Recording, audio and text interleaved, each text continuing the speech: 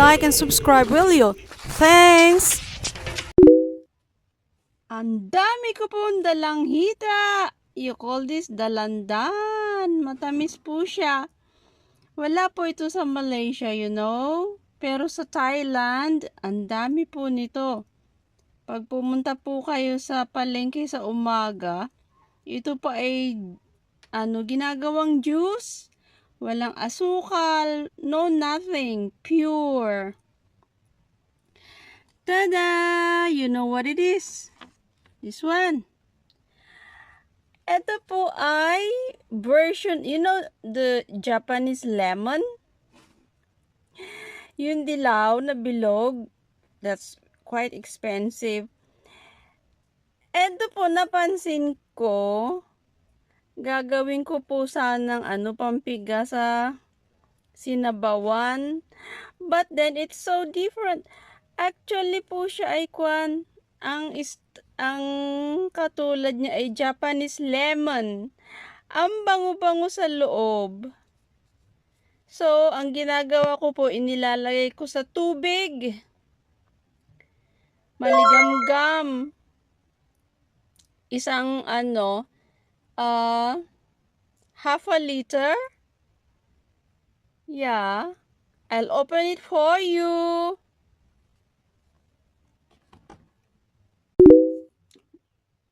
Actually, wala po siyang amoy pag ganito. Pero pag biniak nyo po, ang bango-bango.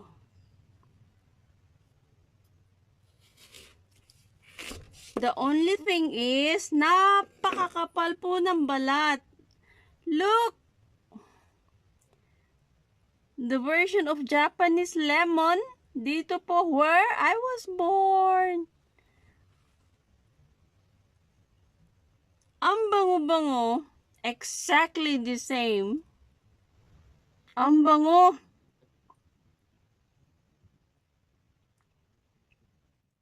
Iaano ko po ulit sa maligamgam na tubig mamaya, half a liter. Iinumin ko bago ako matulog.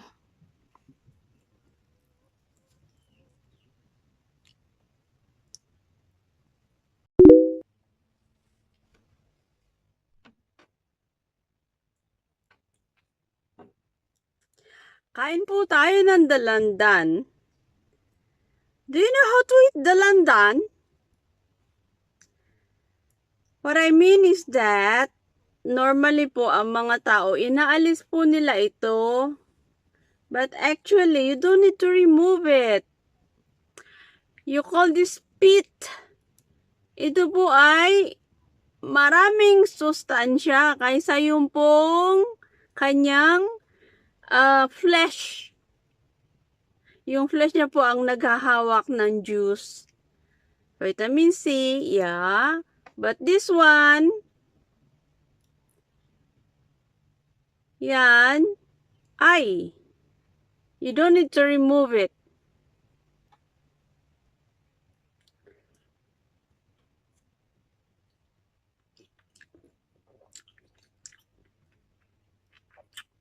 Maasim na matamis.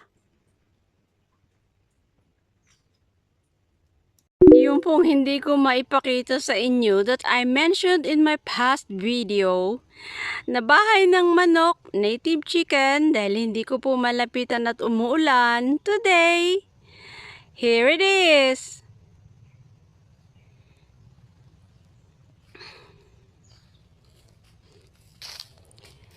Hindi pa po siya matapos-tapos dahil busy po tayo nga sa pangkabuhayan.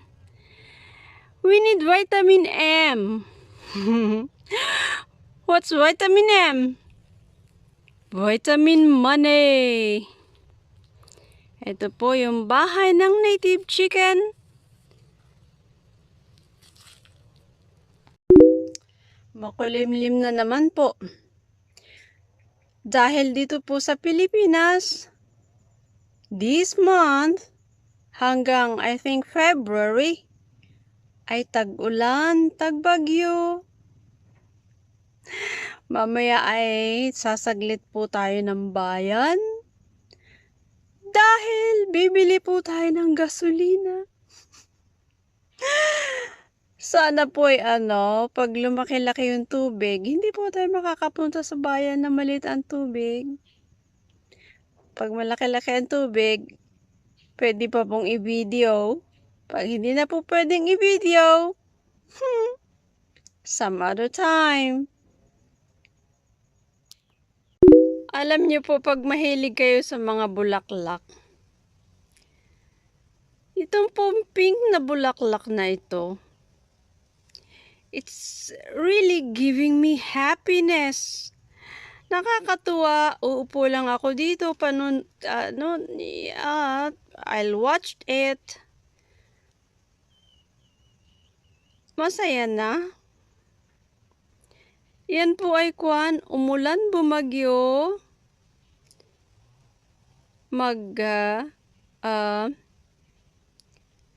How do you say?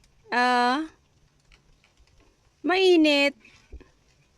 Generous po siya talaga sa pamimigay ng bulaklak. Ay, kakatuwa. Ito po pala yung pinagpagalan ko kahapon. Naghakot po ako ng how do you call this? Grawa? Maliliit na bato dyan po sa tabi ng dagat. Dahil dito po ay hindi malalagyan ng I prefer not to put na lang, sahig, dahil po mababa ang bubungan, dahil meron pong dito dugtungan ng kusina at lutuan. Yan po siya. Medyo mababa. So, hindi ko na po yan lalagyan ng sahig. Like that one. Like this one. Like this one. Nakaporma na po ang kahoy. Ito po. Ganyan na lang po siya. It's a Sunday.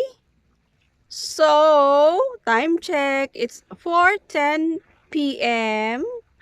Pupunta po tayo sa bayan. At ako po'y makikipagchika sa aking dalaga naman. Ano po? Let's go! Sakay tayo sa ating bangka.